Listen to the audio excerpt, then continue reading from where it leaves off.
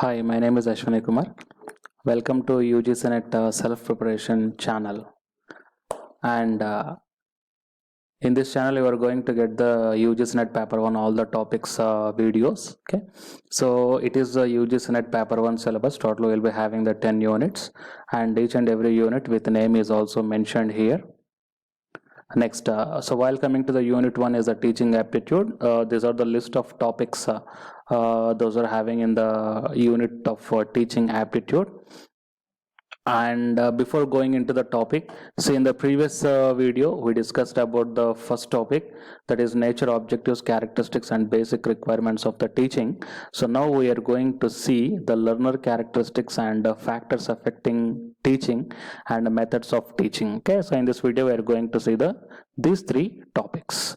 So before going into the topics, if you are not subscribed at my channel, so please don't forget to subscribe. And if any of your friends are also preparing for the UGCNet exam, then share my link to your friends also. So then if you subscribe, then the notifications, means the following notifications you are going to get: that paper 1 self preparation, that means whatever the videos I am doing regarding the paper 1, and the paper 2 electronic science self preparation, that means videos regarding the electronic science, the faculty notifications and PhD notifications in IIT, NIT, IIIT, central and state government as well as private universities, and the latest news regarding the NTA, UGC, NET. So to get all these topics updates as a notifications to your mobiles, laptops or desktops, don't forget to subscribe the channel. And while entering into the details, see the characteristics of good learners. Okay, so these I listed the characteristics of the good learners. So one is the first one is a good learner must be curious and creative and resilient in the face of challenges and able to embrace change, adaptable. Okay, and he must be collaborative and open to diverse viewpoints and experiences, respectful to the others. Okay, and respectful of the environment, compassionate, optimistic, nurturing, challenge seeking, engaged and enthusiastic, future oriented with a global perspective, and intrinsically motivated, that means the self motivation must be there. Skills of good learner: solving the complex problems, make connections between the present and future opportunities, think critically and reflectively. Okay, so these are the good characteristics of the good learners. Okay, next, factors affecting the teaching. Okay, so which are the main, whatever the factors affecting the teaching that we are going to see here. The first one is the educational qualification of a teacher, and second one is the skills and experience of teacher, classroom environment, economic factor, administrative policies of school or college or university, subject matter, parental expectations. So these are the factors affecting the teaching, and we will see one by one. So here the first one is the educational qualification of a teacher. So here, higher qualified teacher can provide high scholarly instructions which can affect than general graduate teacher. Many teachers hold different degrees, which is a sign of their higher educational qualification. A teacher is just BA and other teacher is MA, MEd, PhD. If we compare both, then is sure that higher qualified teacher can give good teaching results.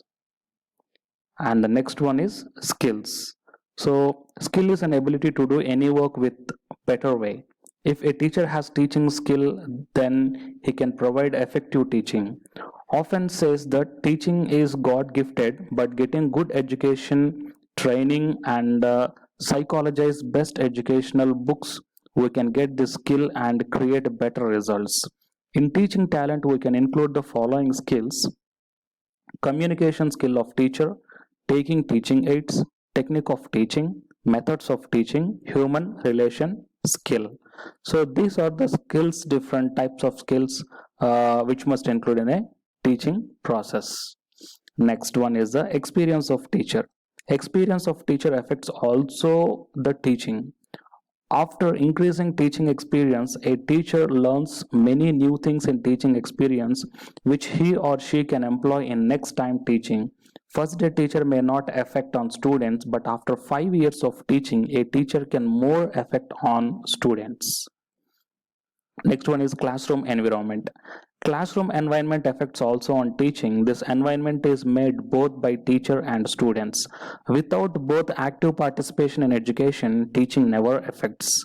If the concentration lies in the classroom and students listen teacher's voice, and the teacher also cares the activity of teacher doing interacting with students. Next one is the economic factor. Economic factor or economic background of teacher and student is also affecting the teaching process. Even salary of teacher affects on his thinking level. Poor and rich students can also classify economically, and sometimes these factors can affect on effective teaching. Next one is administrative policies of schools or colleges or universities. Administrative policies also affects the teaching. See here, teacher wants to instruct with his way, but administrative policies is not allowed, so the voice of a teach can stop, and effect on teaching may slow in his classroom, his or her classroom. Next one is the subject matter. Sometimes when a teacher teaches that subject in which he is not specialized, he cannot create any effect through his teaching, but same teacher can teach us his specialized subject with a much better way. Next one is the parental expectations. So what are the expectations of parents on students? See, this factor can be defined psychologically. If parent wants to frame up his children as a doctor or engineer or continually stress on student, sometimes student may not at that rank. So mentally he can create depression, and which can stop effective teaching of a teacher. Okay. So these 8 number of factors which affects on the effective teaching methodology. Next, the methods of teaching. Okay, so while coming to the methods of teaching, totally here 4 different types of methods of teaching are there. The first one is a teacher centered methods, and second one is a learner centered, and third one is a content focused, and fourth one is a interactive or participative methods. Let's see one by one. While coming to the first one, instructor or teacher centered methods. So before going into this theory, just have a look on this one. Okay, so if you look at this pic, you can understand that while coming to this instructor or teacher method, here only the teacher is the only active participant, and all the remaining students are the passive ones. That means the teacher keeps on delivering the lecture, and the students keep on listening that lecture. Okay, so such type of thing is called as a instructor or a teacher centered method. Here the teacher casts himself or herself in the role of being a master of the subject. The teacher is looked upon by the learners as an expert or an authority. Learners, on the other hand, are presumed to be passive and recipients of the knowledge from the teacher. Examples of such method are expository or lecture methods, which require little or no involvement of learners in the teaching process. It is also for this lack of involvement of the learners in what they are taught that such methods are also called closed-ended method. Okay. Next one is a learner-centered methods. So here also just have a look on this pic that learner-centered method means here the teacher is also active and the students are also active. Okay, so such type of things are comes in the discussion type of methods. That means if I kept anyone discussion in the classroom, then the students keep on discussing on that one, they keep on asking the doubts, and the teacher is also clearing the doubts, and teacher is also gaining the knowledge from such kind of doubts. All these things will happen in the learner centered methods. So here in learner centered methods, the teacher or instructor is both a teacher and a learner at the same time. In the words of Lawrence Stenhouse, the teacher plays a dual role as a learner as well, so that in his classroom extends rather than constricts his intellectual horizons. The teacher also learns new things every day which he or she didn't know in the process of teaching. The teacher becomes a resource rather than an authority. So examples of learner-centered methods are discussion method, discovery or inquiry based approach, and the Hills model of learning through discussions. Next one is the content focused methods. In this category of method, both the teacher and the learners know the content. Okay, that means the teacher know what he is delivering and the learners know what they are being taught. Okay, so generally this means the information and skills to be taught are regarded as very important. A lot of emphasis is laid on the clarity and careful analysis of the content. Both the teacher and learners cannot alter or become critical of anything to do with the content. An example of method which subordinates the interests of the teacher and learners of the content is programmed learning approach. Okay.